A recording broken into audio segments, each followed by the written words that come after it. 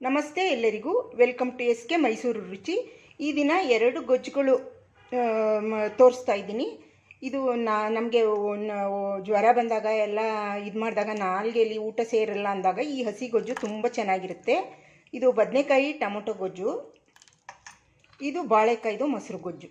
ಇದು ಚಪಾತಿ, ರೊಟ್ಟಿ, ಅನ್ನಕ್ಕೆಲ್ಲ ಚೆನ್ನಾಗಿರುತ್ತೆ. 2 ಮಾಡಿ ನೋಡಿ. ಬನ್ನಿ ಹೇಗೆ ಮಾಡೋದು ಅಂತ ತೋರಿಸ್ಕೊಡ್ತೀನಿ ನೋಡಿ. ಈ ರೀತಿ ಅನ್ನಕ್ಕೆ ಬಡಿಸ್ಕೊಳ್ಳೋದು ಹುಳಿಗೊಜ್ಜನ್ನ. ನಾವು ಸಾರು ಮಾಡೋಕ್ಕೆ ಬೇಜಾರಾದಾಗ ಈ ರೀತಿ ಮಾಡಿಕೊಂಡ್ರೆ ಸಾರಿಗಿಂತ ಜಾಸ್ತಿ ಅನ್ನ ತಿನ್ಬೋದು. ತುಂಬ ಚೆನ್ನಾಗಿರುತ್ತೆ. ಇದು ಕುದಿಸ್ಬಾರ್ದು, ಎರಡನ್ನೂ ಒಗ್ಗರಣೆನೂ ಮಾಡೋಂಗಿಲ್ಲ. ನಾವೆಷ್ಟು ಬೇಯಿಸ್ಕೊಂಡಿರ್ತೀವಿ ತರಕಾರಿ ಅಷ್ಟೇ. ಈ ರೀತಿ ಅನ್ನ ಕಲಿಸ್ಕೊಂಡು ತಿನ್ನೋದು. ಕಾಯಿ, 2 ಟೊಮೊಟೊ, 2 ಸಣ್ಣ ಈರುಳ್ಳಿ, ಬೆಳ್ಳುಳ್ಳಿ, 1 5-6 ಹಸಿಮೆಣಸಿನ್ಕಾಯಿ, 1 ಬಾಳೆಕಾಯಿ ತಗೊಂಡಿದ್ದೀನಿ. ಇದನ್ನೆಲ್ಲ ಈ ಕುಕ್ಕರ್ ಬಟ್ಲಿಗೆ ಹಾಕಿ 1 ಲೋಟ ನೀರು ಹಾಕಿ 2 ವಿಷಲ್ ತಗೊಳ್ತೀನಿ.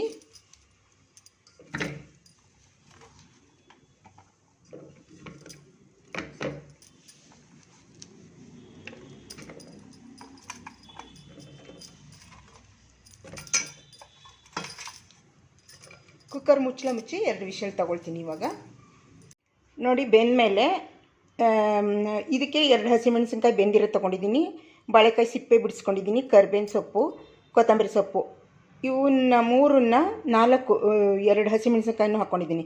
ಇದನ್ನೇ ಸಪ್ರೇಟು ರುಬ್ಕೊಳ್ತೀನಿ. ಈಗ ಇದು ಈ ಬೆಳ್ಳುಳ್ಳಿ ಸಿಪ್ಪೆ ತೊಗೊಂಡಿದ್ದೀನಿ, ಟೊಮೊಟೊ ಸಿಪ್ಪೆ ತೊಗೊಂಡಿದ್ದೀನಿ, ಬದನೆಕಾಯಿ ಸಿಪ್ಪೆ ತೊಗೊಂಡಿದ್ದೀನಿ. ಇದಕ್ಕೊಂದು 5 ಹಸಿಮೆಣಸಿನ್ಕಾಯಿ, ಕೊತ್ತಂಬರಿ ಸೊಪ್ಪು, ಕರಿಬೇವಿನ ಸೊಪ್ಪು ಹಾಕ್ಕೊಂಡು ಇದನ್ನೇ ಸಪ್ರೇಟ್ ರುಬ್ಕೊಳ್ತೀನಿ.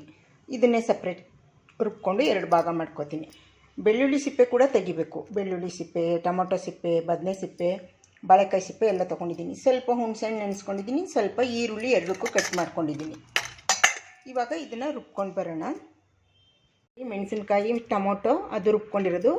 ರುಚಿಗೆ ತಕ್ಕಷ್ಟು ಉಪ್ಪು ಹಾಕ್ತೀನಿ, ಸ್ವಲ್ಪ ಕಾಯಿ ತುರಿ ಹಾಕ್ತೀನಿ,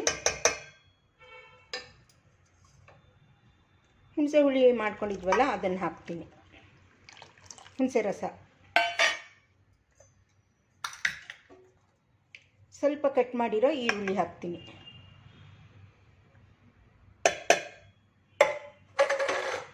ಇವಾಗ ಇದನ್ನೆಲ್ಲ ಮಿಕ್ಸ್ ಮಾಡೋಣ. ಇದು ಕುದಿಸ್ಬಾರ್ದು.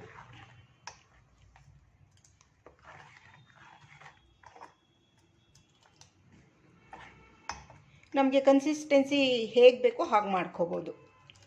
ಇವಾಗ ಇದು ಸರಿಗಿದೆ. ಇದು ಬಾಳೆಕಾಯಿ ಬೇಯಿಸ್ಕೊಂಡಿದ್ವಲ್ಲ ಅದು. ಇದಕ್ಕೂ ಅಷ್ಟೇ ಹಸಿ ಈರುಳ್ಳಿ ಹಾಕೋಣ.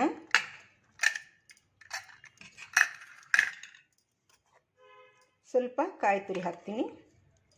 ಇದೆಲ್ಲ ನಮ್ಮ ಇಷ್ಟದ ಪ್ರಕಾರ ಹಾಕೋಬೋದು. ಕಾಯಿ ತುರಿ, ಹಸಿದು ಕೊಬ್ಬರಿ ಎಲ್ಲ. ಈಗ ರುಚಿಗೆ ತಕ್ಕಷ್ಟು ಉಪ್ಪಿನ ಪುಡಿ ಹಾಕೋಣ. ಇದನ್ನೆಲ್ಲ ಮಿಕ್ಸ್ ಮಾಡ್ತೀನಿ. ಇವಾಗ ಉಪ್ಪು ಹಾಕಿದ್ದೀನಿ, ಈರುಳ್ಳಿ ಹಾಕಿದ್ದೀನಿ, ಕಾಯಿ ತುರಿ ಹಾಕಿದ್ದೀನಿ. ಇದಕ್ಕೆ ಮಾತ್ರ ಮೊಸರು ಹಾಕಬೇಕು. ನಮಗೆ ಎಷ್ಟು ಬೇಕೋ ಅಷ್ಟು ತೆಳ್ಳಗೆ ಹಾಕ್ಕೊಂಡು ಮೊಸರನ್ನ ಕಲಿಸ್ಕೋಬೇಕು.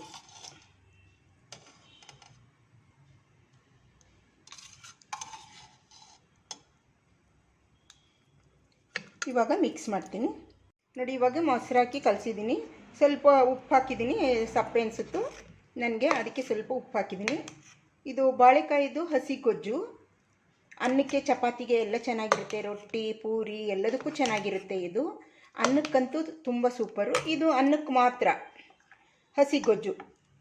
ನಾವು ಸಾರು ಮಾಡದೇ ಇದ್ದಾಗ ಬದನೆಕಾಯಿ, ಟೊಮೊಟೊ ಉಪಯೋಗಿಸಿ ದಿಢೀರ್ ಈ ಥರ ಹಸಿ ಗೊಜ್ಜು ಮಾಡ್ಕೋಬೋದು. ಇದ್ರ ಜೊತೆಗೆ ಇದು ಬಾಳೆಕಾಯ್ದು ಮೊಸರು ಗೊಜ್ಜು.